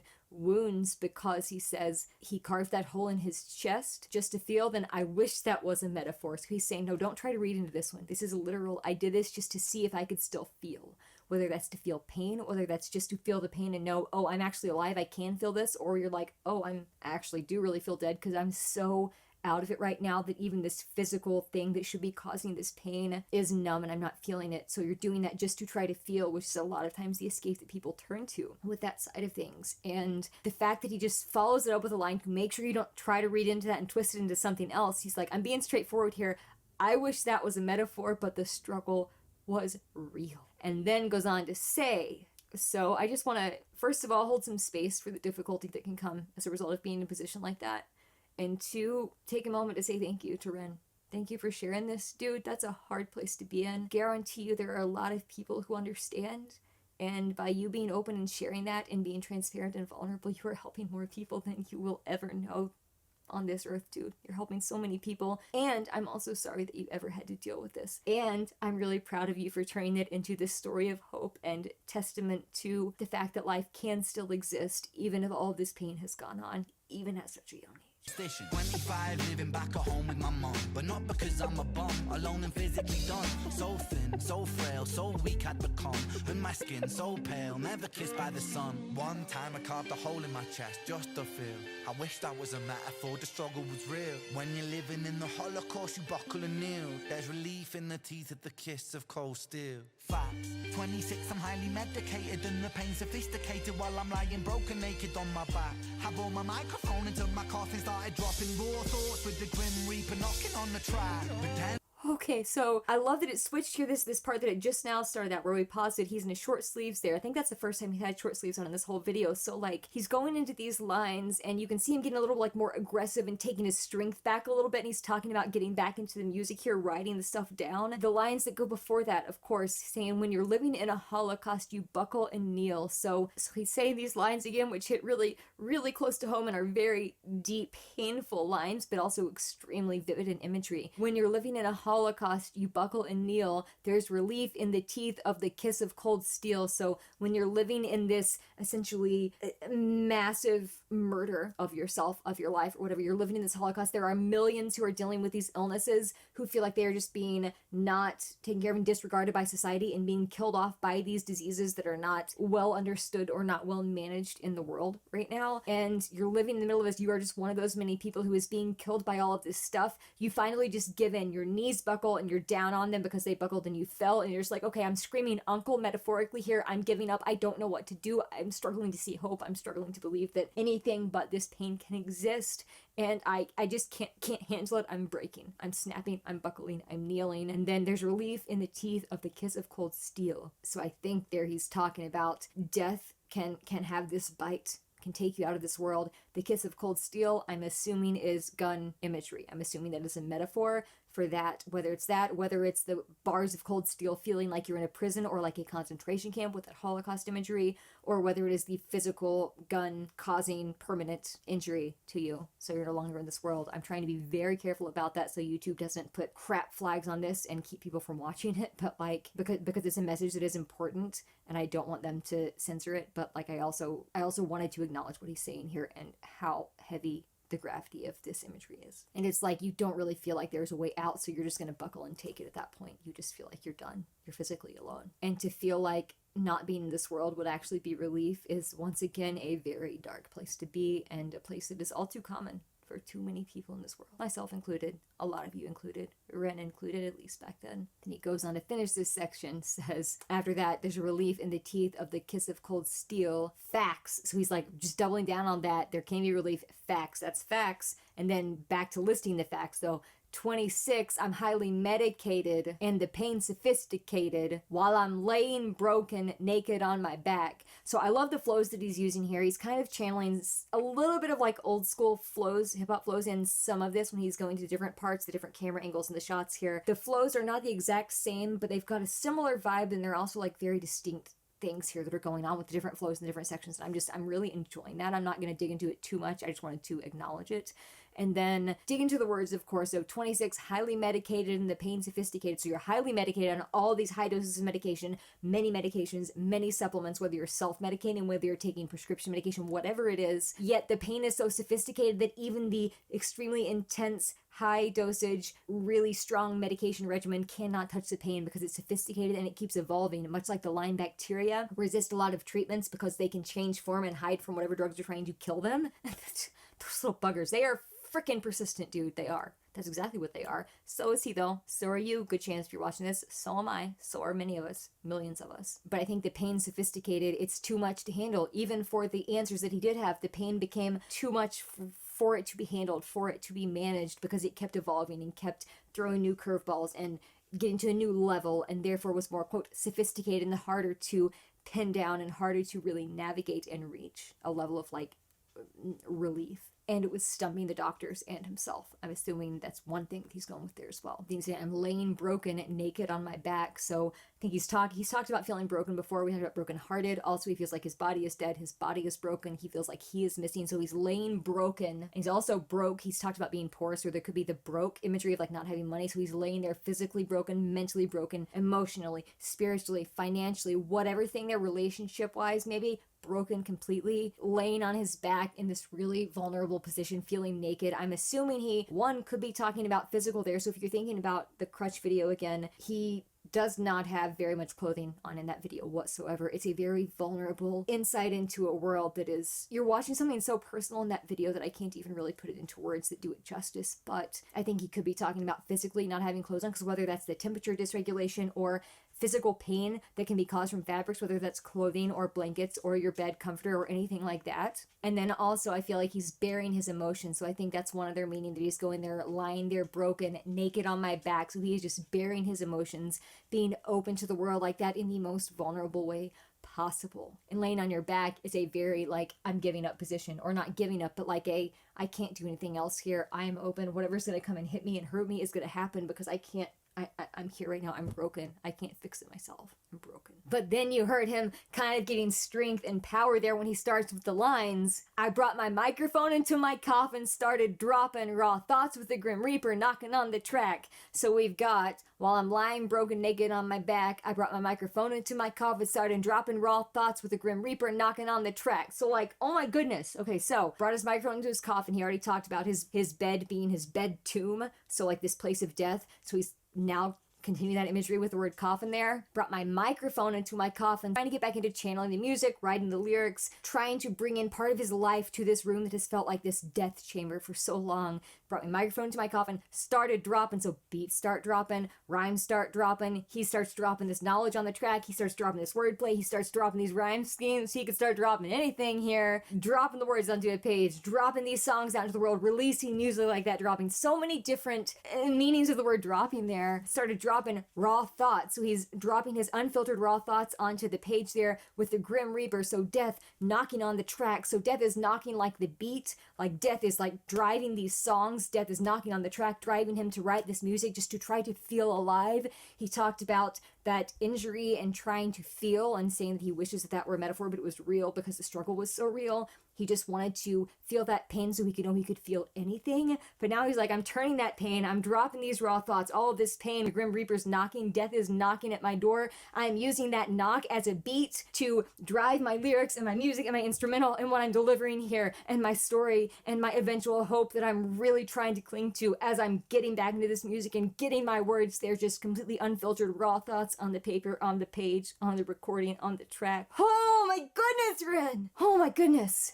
Alright, let's take it back. Sorry this video is so long, guys. There's a lot in this. Welcome back. 26, I'm highly medicated and the pain sophisticated while I'm lying broken naked on my back. Have all my microphone until I like the way that the flow kind of like pauses there. We've talked about the power of rests before and how even if you're doing like the rapid fire spitting, it can be really impressive, but the most impressive part about it is when you can like switch the flow or incorporate rests and pauses, which is what he does. He's done it multiple times, but specifically with the part that we're listening to right now. Facts 26, I'm highly medicated and the pain sophisticated while I'm lying broken naked on my back. Pause there. I brought my microphone into my coffin, started dropping raw thoughts with the Grim Reaper knocking on the track.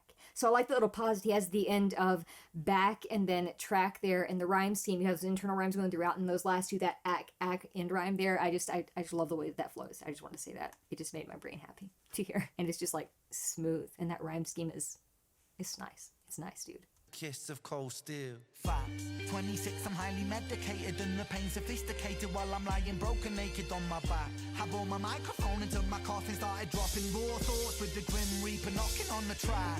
And also you've got brought my microphone into my coffin, started dropping raw thoughts with the Grim Reaper knocking on the track. Like so many internal rhymes there in addition to those end rhymes.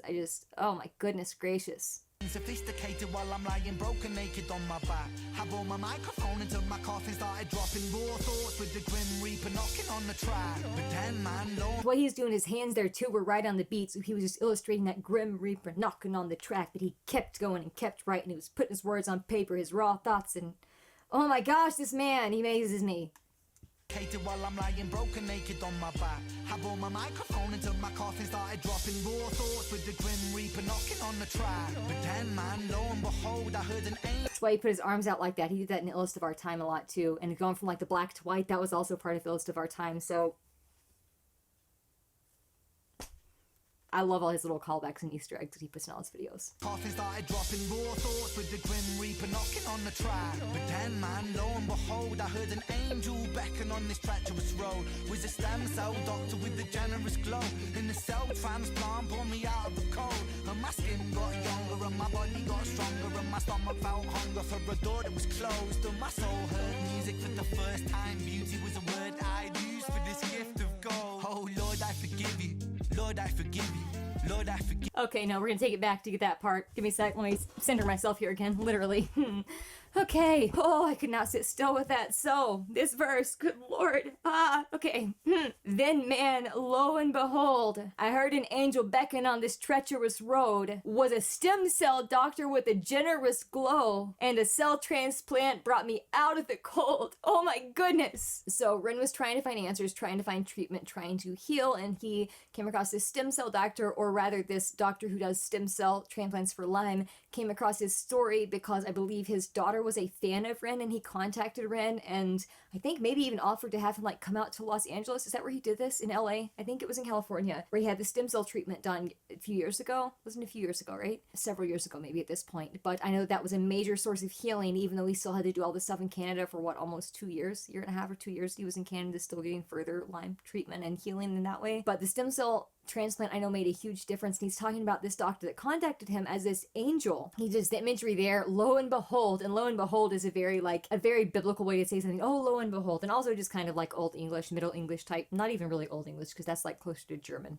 whatever, and Middle English is actually too far there, but like several centuries ago, that lo and behold, but it is in the Bible a lot, that phrasing. But also heard an angel beckon on this treacherous road. So the biblical imagery, but also the stem cell doctor with a generous glow. So this doctor was glowing. It's like he had a halo. This doctor was so good and this source of healing and this source of deliverance that it was like this angelic halo of light metaphorically surrounding him, giving Ren this ability to then take these steps toward living again and getting back to himself, whereas his light himself, he had felt like his light was like snuffed out. But then this doctor has this glow, and it's an angel that he can see beckoning on this treacherous road of life and illness. And so that doctor had a generous glow because he wanted to be able to help. He wanted to help him get this treatment that he knew could make a difference. And lo and behold, the cell transplant did bring him out of the cold. So that cold, that frozen state, that feeling so isolated and alone and like you're just stuck in life and you can't get chiseled out of this coldness and this like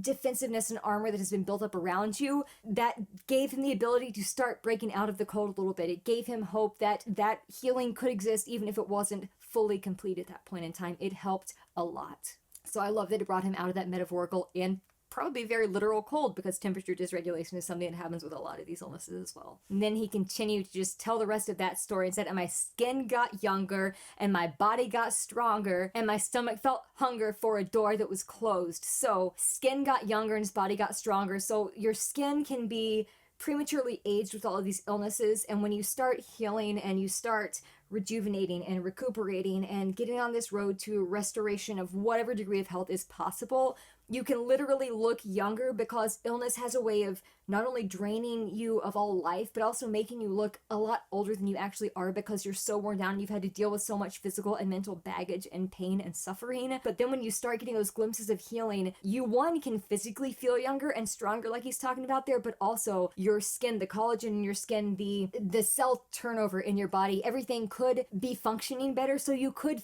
physically look younger. Your skin could look younger if you're healing from the inside out in that way and really taking care of those deeper root issues instead of just trying to mask them with prescriptions that aren't necessarily really helping. And I love that he's using that. My skin got younger, because no, your skin can't technically get younger if you're living. You're by definition getting older, but this can destroy every part of your body. Even your skin, which is like your largest organ in your body, can be completely decimated by these illnesses. But if you start to heal and get some of that rejuvenation, you can actually like literally just look younger, because your skin can get into better condition and look as if it's younger even though the illness had aged it. Also, the stem cell transplant, I think that it would be naive to say that there's not like some reference to rebirth there as well. Not going to get into any of the political arguments with that, but I'm very glad that Ren was able to get that degree of his life back with that transplant. And I love that he also said, my stomach felt hunger for a door that was closed. So I think that's a direct call out to the hunger, meaning the hunger for the rap game, the hunger for the dreams that he had come to terms with giving up, the hunger for the life that he had left, the hunger for being back to himself, for being himself again. He thought that door was closed completely, but he was feeling that hunger for that door that was closed. He was feeling that hunger to go after those things that he had finally given up on and come to terms with. And then, oh wait, actually maybe not. Maybe I still want to try to figure this out on my own. Maybe I don't have a label. Maybe I'm going to do this independent thing. And by golly, has he done it. And he has crushed it. And it is amazing to witness his success and the way things have just kind of taken off in the past couple of years. It makes me so freaking happy, dude. So freaking happy for him. And we were talking about the hydrochloric acid up towards the beginning, and my stomach felt hunger also could be very literal, because I know, as I did, as multiple, countless others have, millions of other people deal with malnutrition or other GI issues as a result of these illnesses. A lot of that can be not ever having an appetite, not ever feeling hunger, not being able to keep food down because you get so violently ill when you take a bite of something because your body doesn't know how to handle it, whether it's a mast cell reaction or something that is triggering Lyme or any other number of underlying chronic conditions. That hunger can be very real, and when you start to heal, did not mean for that rhyme to happen, but it did, so we're going to keep rolling. When it's very real, but when you start to get that healing a little bit, stuff like your hunger cues coming back can be a sign that your body is really kind of getting back online and is going to start at least supporting you and functioning a little bit better, even if it's not all the way back again. So I know that he dealt with a lot of restricted diet, and still I think to some degree does with the mast cell stuff, and the treatments that he's doing had to be on a very like restricted regimented diet, a very limited list of things. But like the more healing you tend to get, the more you're able to sort of expand that a little bit, and you realize oh, I'm actually feeling hungry. Like, for a lot of times you won't even think about food because the act of eating has such horrible physical consequences. Not talking about my eating disorder side of things whatsoever, but literally the physical illness. That's why I had to have my freaking surgical feeding tube placed in 2017. Now I don't have it, but I had to have it for 7 years and it helped me live, and I'm very grateful that I had access to that. I don't have it now, and I have noticed that some of my GI symptoms have improved, and that's a result of having adequate nutrition, having regular nutrition, having a variety of nutrition within the realm of what we know actually is workable with my symptoms and what makes them worse and what makes them better and all that jazz. So I just love that he's acknowledging that again as well, though, because I know that loss of appetite and not really being able to eat and a lot of weight loss as a result of that is something that he dealt with, and that is a terrifying place to be. It's terrifying. So feeling that hunger, that metaphorical hunger for the game, for the dreams that he thought he'd come to terms with giving up, for his life, also probably for some literal food there that he didn't know if he was ever going to be able to eat again, but now he's feeling that hunger for that door that he thought was closed, and I'm assuming he's going to go start chasing that, despite he's got this poison in his veins. Come back to the hunger. In the next line, he starts to say, and my soul heard music for the first time. So we're going to take it back to hear that last part of this verse here, and then finish this out. I think we're going to see. We're going to see. This is powerful, too. This is so powerful. My stomach felt hunger for a door that was closed, and my soul heard music for the first time. Beauty was a word I'd use for this gift of gold. Oh Lord, I forgive you. Lord, I forgive you. Lord, I forgive you. Make me whole. This music I give you. Pain that I live through. Everything I've been through is yours to hold.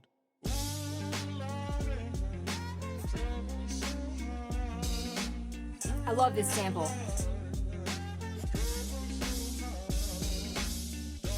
Okay, that little section there when the beat was going, those cymbals were crashing, they were doing a little cut frame, a little cut scene with each of those there, a jump cut. I loved the way that was illustrating him walking down that with the beat there. It was just so smartly done.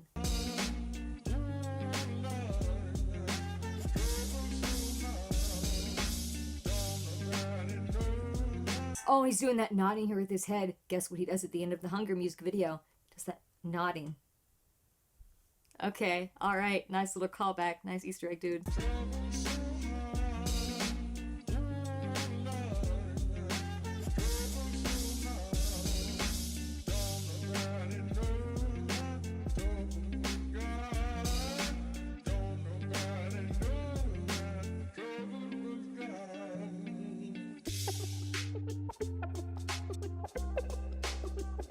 Yes, they do.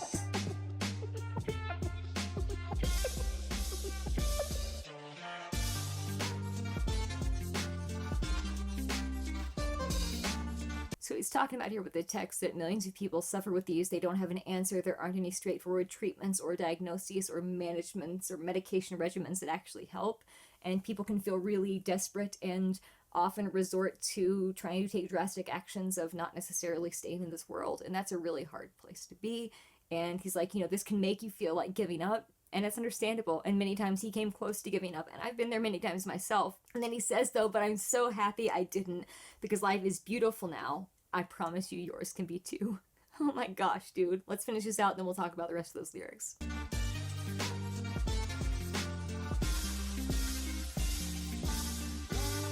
Hold on, he said. For those of you still living in this dark, hold on. Hold on, there will be a day where these conditions are more easily managed.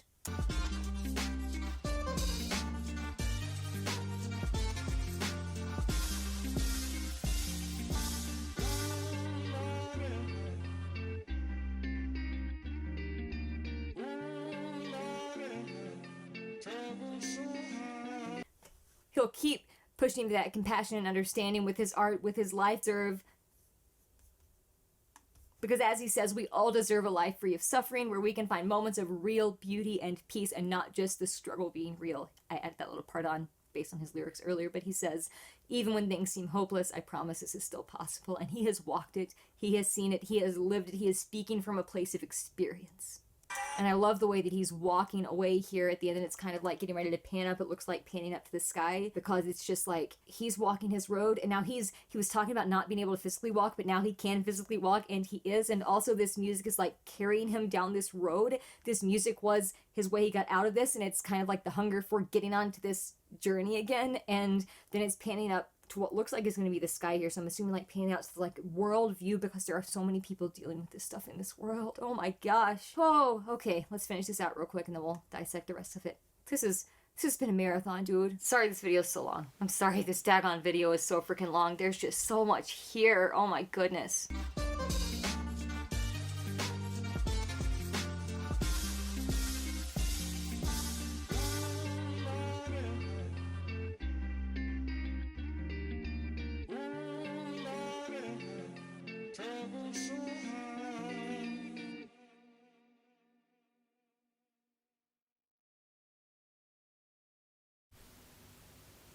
I'll let that breathe for a second. I love that he ended the text on the screen with just the word hope. The video panned up to the sky, kind of zoomed out, faded to black, and just the word hope was on the screen. Wow. Dude, I'm so glad that you have hope. And yes, this song did give me hope, and I'm sure it gave many other people. This song and video, I'm sure, gave many people hope that we can far too easily lose touch with when we're dealing with this stuff. Let's talk about the end of those lyrics there, and then the masterful use of the sample, and then we're gonna wrap this up finally. Wrap, no pun intended, but happily accepted. So he was going into this last section saying, my soul heard music for the first time. Beauty was a word I'd. So I love that. My soul heard music for the first time. Beauty was a word I'd use for this gift of gold. So like the O thing there, and my stomach felt hunger for a door that was closed, and my soul heard music for the first time. Beauty is a word I'd used for this gift of gold. So he's talking about the glow of the doctor having that angelic type glow. This gift feels as valuable as gold, this gift of life, this gift of rejuvenation, this gift of feeling like you have been given another shot here and healing. So I love that he is calling music there. His soul heard music for the first time. So obviously he had heard music before. He had made music before, but after all of this pain and suffering and everything he lived through, he finally felt like when he heard and connected to music again, finally, it felt like such a transformative experience, much like meeting that doctor who gave him the start to get his life back with the stem cell transplant. He's saying beauty was the word that I would use for this gift, for this music, this gift of gold, this priceless gift that has shown me the way, that has paved the street. Maybe there's some roads of gold or streets of gold imagery there, I'm not sure, but like, beauty was a word I would use for this gift of gold, which is the music that he's talking about, that he felt in his soul for the first time, heard music in his soul for the first time, and he was standing there just kind of taking it in. I love the way, of course, that he illustrated that with his body and the way that he was standing and interacting with his surroundings and delivering the lyrics, and also just embodying that whole spirit of hearing that music and being able to feel the hope that he ends up channeling by the end, being able to feel that come through the screen at this point in this song and in this video. So he finishes out this last verse with, oh Lord, I forgive you. Lord, I forgive you. Lord, I forgive you. Make me whole. So he's talked about not knowing if God is listening, not knowing if he's real, the lines he said up towards the beginning, but now he's just like, okay, Lord, I forgive you. So it seems like he has gotten to this acceptance of some form of God, whether it is the Christian God, whether it is God in a general sense, or whether the way he's talking about Lord here, it seems very, very intentionally channeling like the creator, the Christian God there. But again, I know that he has a lot of different things he likes to put into his art, so I'm not trying to necessarily say that that is 100% his personal thing that he's holding to, but I do believe that he is talking about having faith, whether that is in that Christian God or any other thing in life. But he's saying, Lord, I forgive you. So he's like, I don't believe you, or don't think you're listening, or don't think you have any interest in helping me. And now he's at this point, he's like, okay, well, I forgive you for all that pain. And he repeats it 3 times, which is such a biblical number, and I love that he's done that here. Lord, I forgive you. Lord, I forgive you. Lord, I forgive you. I don't think it is coincidence that he did that 3 times, because the number 3 is repeated so often in the Bible in so many different situations and circumstances and has so many different meanings. So I think that that was very intentional, because he's a very smart person. I don't think something like that would be a coincidence. I don't think coincidence exists with this man. I think that everything is intentional. I'm saying, oh, Lord, I forgive you. Lord, I forgive you. Lord, I forgive you. Make me whole. So he's like, okay, I forgive you for all this pain. Come on, make me whole. Now that I'm getting on this road, continue to make me whole until I am healed again, until I am living my life again on this road. Thank you for sending me that angel of healing. Please continue to make me whole through this process of refinement, through these fires of life. Then the music I give you, pain that I live through. So we know he puts his pain into his music. He is offering this music up as a sacrifice, as an offering, as something to put out there on the altar, the metaphorical altar of the world, to share his testimony, to proclaim whatever faith he has in God, in himself, in healing, in hope itself. literally a sacrificial offering, or just putting his pain onto the word, onto the page, out into the world, so that you can know the pain that he's lived through, channeled into this music that he is giving you, both God and to the world. So make me whole, Lord. The music I give you, the music I give back to you, gave me the ability to create this music. Thank you for helping me start to heal. Please keep making me whole so I can then continue to do this and share this with the world. And also, the music I give you, he could be talking about the world. The music I give you, world, the pain that I live through, I'm giving it to you in this music so that you can relate and you can understand as well, whether you know it firsthand yourself or whether you're trying to understand other people who are struggling with this, because there are so many people dealing with this stuff, dude. And then ends it with, everything I've been through is yours to hold, which I think he's talking to God there again. Everything I've been through, God, I'm not going to hold it. I'm not going to carry the weight of all this pain. I'm not going to keep reaching back into this past, these shards of shattered glass, these harsh paper cuts, all of this pain. I'm not going to keep reaching back there and grabbing it. I can't, that's too hard. But I'm giving it to you. You've helped me through it. Everything that I've been through is yours to hold. So even if you maybe could have prevented some of the pain, for whatever reason you didn't, but I'm giving it all to you because I am stepping out in faith and healing and holding on to that hope that I didn't even believe existed for a long time. Not only could I not tap into it or hope, but I didn't even know or believe that it could exist. I know that's been the case for me. And that's been the case for any of you on the other side of the screen. I want you to know you're not alone. I have a feeling Rin understands it pretty darn well too, based on this song and any number of his other songs that he's put out there. And I like that he's giving something to God like that can often be a sign of strength. He referenced Brain, the Lion's Den, and we talked about earlier how that could be like struggling to hold on to faith because everything feels so horrible and you struggle to get out of the logic rational side because you can't make sense of things. So it's hard to hold on to that faith with your Brain in the Lion's Den. So I think maybe there's some of that coming back here. Everything I've been through is yours to hold, because being able to say, okay, here's my pain, I'm giving it to you, so I can both give it to you metaphorically and also lay it out on the track for the world to hear, for this stuff to be proclaimed and known and understood and compassion given and all of those things. I'm giving it to you to hold, because that's the actual show of strength, not trying to take it on and do it on my own, not trying to deal with it all isolated on my own, reaching out for that connection and that faith and that support and that hope that he ended with on the very end there.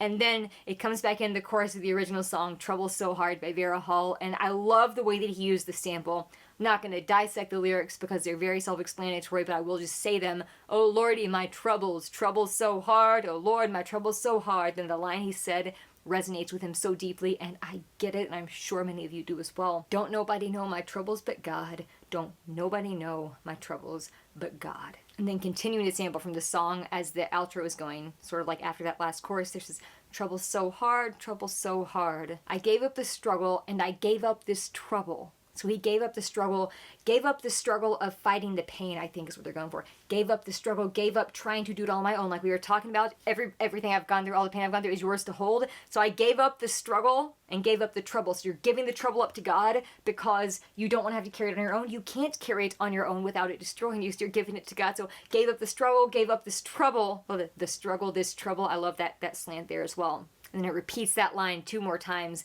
I gave up the struggle and I gave up this trouble, and I gave up the struggle, I gave up this trouble, and I gave up the struggle, I gave up this trouble. So again, 3 times. 3 times. 3 times he says that whole line. There's no way that he isn't using biblical God imagery there with the number 3 coming up so many times. The repetition there is just so strong. And then ends it with, and I gave up this, gave up this, gave up this, oh. Then there's just kind of like the fading out outro where Vera Hall is still there saying, oh Lordy, my trouble is so hard. And